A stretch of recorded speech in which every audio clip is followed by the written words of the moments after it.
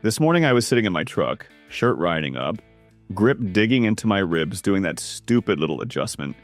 People think nobody notices. Guy in the next car looked over, not obvious, but enough. That's when it hit me. This perfect carry gun I trusted. It was already failing me before anything even happened. I picked it. Told myself it checked every box. Capacity, size, easy to carry. I remember standing at the counter thinking I had it figured out. Then real life showed up.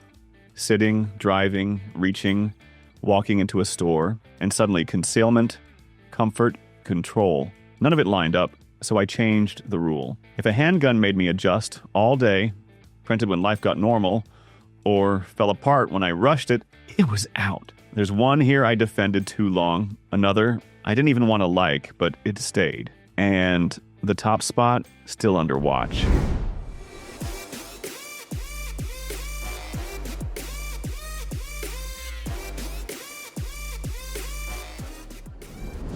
I'm standing in front of the closet, holding a shirt up, putting it back, grabbing another one, not because I like it, because it works with the gun. That's when it started pissing me off. I went the last week thinking I'd finally solved it. Swapped between a tiny micro and the SIG P365 X Macro, convinced one of them was going to end the compromise. On paper, the X Macro made too much sense. More rounds, better control, still carryable. Felt like the answer. First couple days, it backed that up. Shot flat, stayed planted, didn't fight me like the Micro did. That smaller gun, easy to hide, sure, but every mag felt like I was wrestling it. Snappy, short grip, never quite settled in my hand. But the X Macro didn't let me forget it was there. Mirror checks, shirt pulls, sitting down and feeling it push out just enough to make me think twice.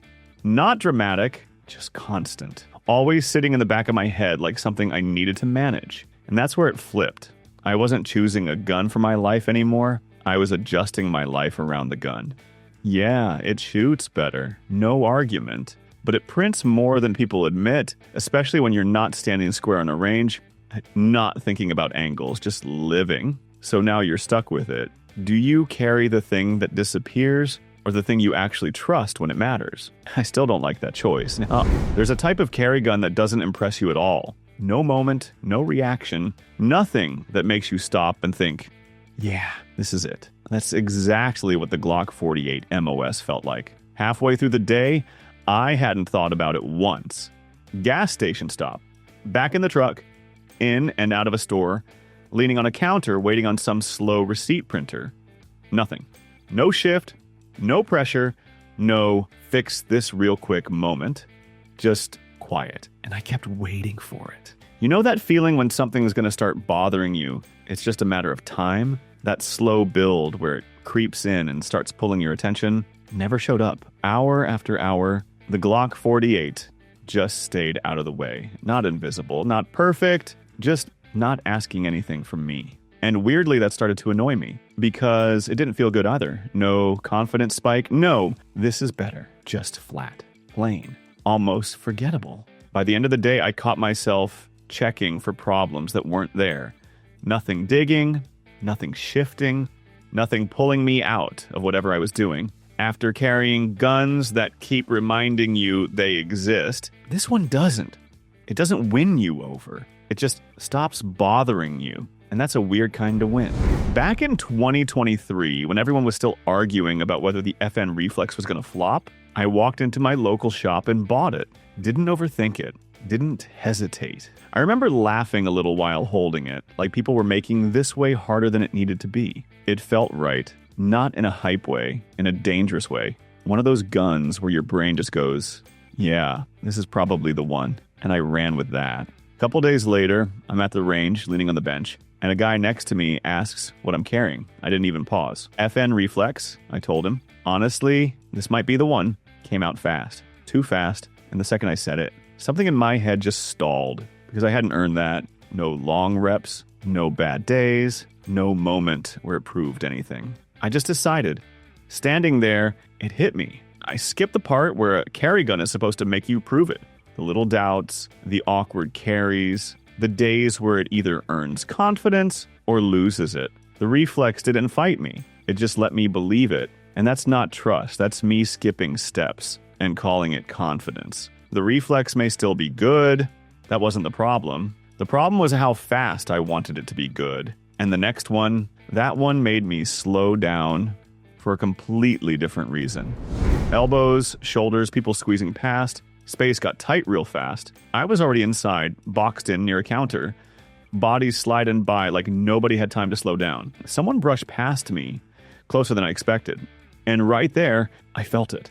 Not digging, not shifting, just there. The CZP-10C didn't stay in the background. It stepped forward. Not exposed. Nobody saw anything, but it stopped feeling invisible. I adjusted without thinking, shifted slightly, gave it space like I was making room for it without meaning to. That's what caught me, because now I was aware of it in a way I shouldn't be. Nothing dramatic happened, but I couldn't ignore it either, and that's not what I want from a CCW. Out in the open, moving normally, it stays manageable. But in tighter spaces, when you're bending a little, turning, people getting close, it starts to show up more than you expect. Not visually, not obvious, just noticeable. And once it crosses that line, it doesn't fully disappear again. You walk away, still feeling it there, even after the moment's over. And yeah, the reason you tolerate that is because when you actually shoot it, the P10C feels more planted than most smaller carry guns. That's the trade with a compact like this. And the next one doesn't ease you into it like this, it hits you with it right away. My buddy's carried a Glock his whole life and acts like everything else is just playing pretend. I told him to carry the Dagger Micro for a week. He laughed and said if he still preferred his Glock, I owed him $100. I told him fine, but if he admits the Dagger was decent, he pays me. He took the bet. By day 3, he was already quiet about it. By day 5, he stopped bringing it up completely. I knew something was off because this guy usually talks shit nonstop when he thinks he's right. At the end of the week, he showed up with a 6-pack of Shiner Bock instead of the $100. He put it on the table and said, I'm done with this shit. You win. Then he cracked one open and didn't say another word about the gun. He kept waiting for it to annoy him, waiting for the cheap gun problem to show up. But it sat low and stayed out of his way enough that he stopped noticing it by the middle of the week. By the end, it had done the job quietly enough that he didn't have a clean insult left. I still wouldn't call it a free pass. With a gun like this, you prove your exact one before you trust it. But pretending the Dagger Micro doesn't belong in the conversation, that gets harder after you actually live with it. He never admitted the Dagger was good. He just gave up on the bed.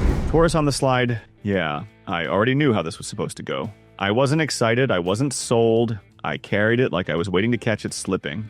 First day, I kept expecting that moment. Something cheap, something off, something that reminds you why people talk the way they do. Didn't happen. Second day, same thing. I paid more attention than usual, how it sat, how it moved, how it handled normal carry stuff. Still nothing. Not impressive, not standout, just working. And that started to get annoying because I was ready to dismiss it.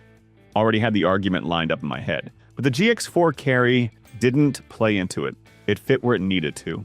Did what it needed to. Didn't ask for adjustments, didn't create problems I could point at, just kept showing up normal. And the longer that went on, the harder it got to justify brushing it off. I'm not sitting here saying it flips Taurus into some top-tier name. That hesitation, still there. But this thing doesn't give you the easy excuse. It doesn't win you over with hype. It just quietly blocks every reason you had to ignore it. And at some point, that stops feeling like a fluke. It starts feeling like you were wrong. The next one, didn't have to fight for that at all. I stopped carrying the Hellcat Pro on purpose, got bored of it, thought I could do better. Smaller, softer, something that felt a little more dialed in. Figured it was time to upgrade instead of settling, so I rotated it out. Different gun, first day, felt fine until I sat down. Second one, carried easier, but I kept adjusting it without realizing. Another one, shot great, but I stayed aware of it the whole damn day. Nothing failed. That's what made it worse. Every option worked, just not clean. There was always something pulling my attention back to it. After a few days of that, I got tired of thinking about it. One morning, I grabbed the Hellcat Pro again, not because I missed it. More like I didn't feel like dealing with anything else. Ran the whole day. Driving, walking, In and out of places, normal life, and nothing stood out. No adjustments, no second thoughts, no quiet irritation building in the background. That's when it landed. I wasn't upgrading anything. I was just trading one set of problems for another. The Hellcat Pro didn't win anything. It just stopped getting in my way. And that's what I ended up carrying. Not because I loved it, because everything else made me think about it too much. So now it comes down to this. What actually stays on your belt without messing with you all day? Not at the range, real life. Sitting, driving, bending, reaching, when you stop thinking about it. That's the test nobody talks about. Every gun here gives something up. Comfort, capacity, shootability, concealment. You don't get all of it. Anyone saying you do is selling something. Even the one at the top. I still watch it, waiting to see where it slips. So don't tell me what you like. Tell me what you actually carry. Tell me what burned you after you trusted it. Because out here, trust isn't what you buy. It's what stops bothering you completely. I'm Steve, and I still don't trust any of them completely.